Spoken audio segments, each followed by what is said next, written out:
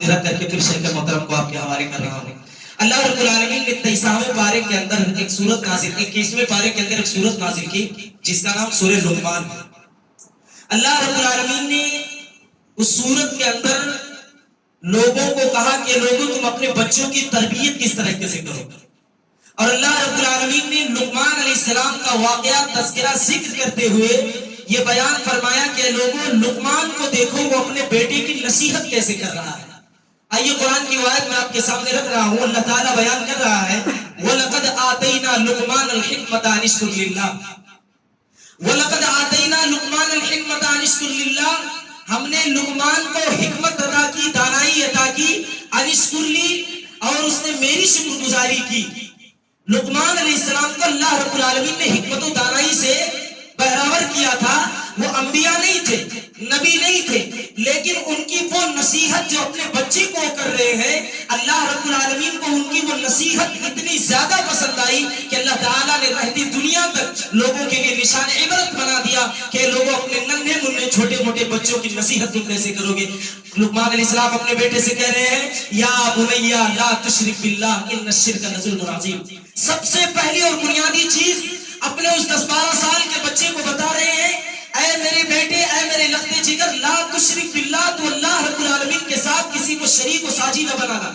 ہمارے اور آپ کے نظریے اور ذہن سے شرک ہم چھوٹے بچے کو اگر بتائیں گے تو سماج کہے گا دیکھو کتنا بیوقوف اور احمق آدمی ہے۔ بچے کو چلنا سکھانا چاہیے، کس طریقے سے بات کرتے ہیں وہ سکھانا چاہیے، باپ کون ہے وہ چن پہچان کروانی چاہیے، ماں کون ہے اس کی شناخت کرنی چاہیے، اور یہ دیکھو توحید اور شرک کی باتیں بتا رہا ہے۔ لیکن لقمان علیہ السلام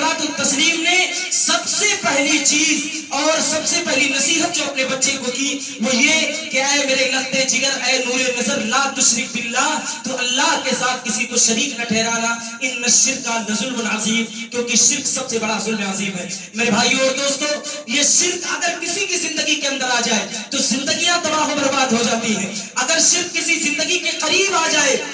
تو زندگی جو ہے تباہ و برباد ہو جاتی ہے۔ اور لقمان علیہ السلام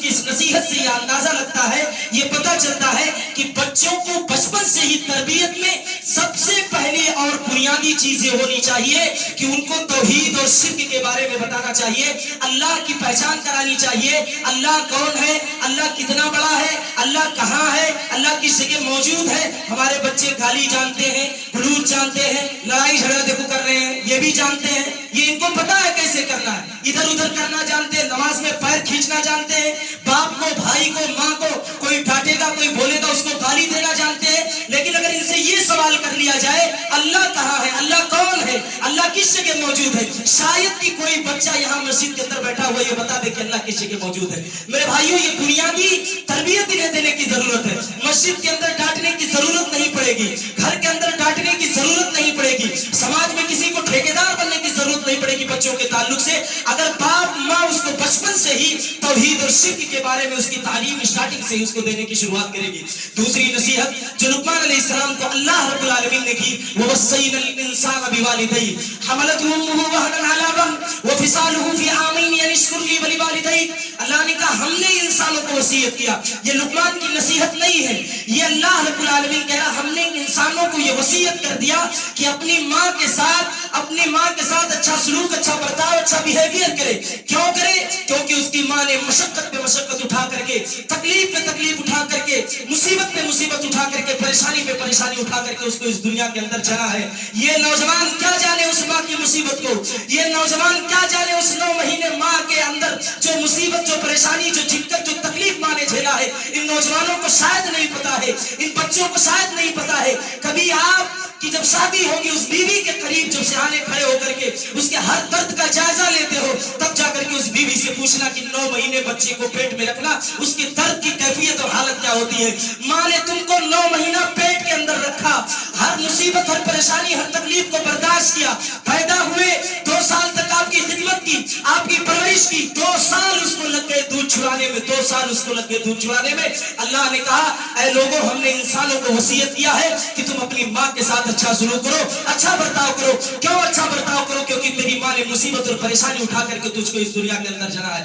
میں ذمہ داری کے ساتھ اس بات کو کہہ رہا ہوں، دعوے کے ساتھ اس بات کو کہہ رہا ہوں، اگر نوجوان اس ایک دن کی تکلیف کا احساس کر لے، ان کے ذہن میں یہ بات آ جائے، بچوں کو، اولاد کو اگر اس چیز کی فکر ہو جائے، سوچ ہو جائے کہ میری ماں نے مجھے کتنی مصیبت اور پریشانی کے ساتھ، میرے باپ نے کتنی مصیبت اور پریشانی کے ساتھ مجھے پالا ہے، شاید ہی کوئی باپ، شاید ہی کوئی اولاد اپنی ماں کے ساتھ، اپنے باپ کے ساتھ برا سلوک، برا بیہیویئر کرے گا۔ میرے بھائی اور دوستو، آگے اللہ رب العالمین نے کہا یا بنیا انہا ان تک مثقال حبۃ من خردل، اے میرے لخت جگر، اے میرے نور نظر، اے میرے بیٹے، انہا ان تک مثقال حبۃ من خردل، زمین کے اندر رائی کے دانے کے برابر بھی اگر کوئی چیز غائب ہو جائے، کوئی چیز چھپ جائے، خواہ وہ چٹیل میدان کے برابر کیوں نہ ہو، زمین و آسمان میں کہیں جا کر کے وہ چھپ نہ جائے، اللہ رب العالمین اس چیز کو ظاہر کر کے رکھے گا۔ اس 10-12 سال کے بچے کو تربیت دے رہے ہیں لقمان علیہ السلام، کتنی پیاری تربیت دے رہے ہیں،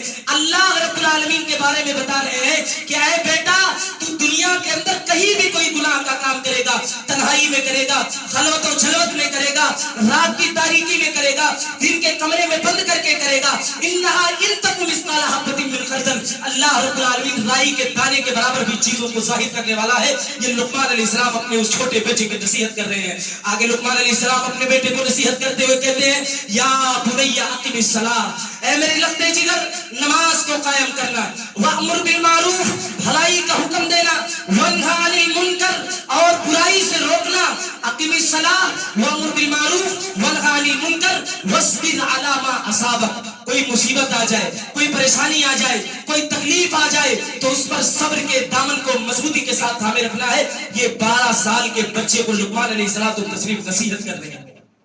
ہمارا گارجین آج کیا کر رہا ہے صاحب؟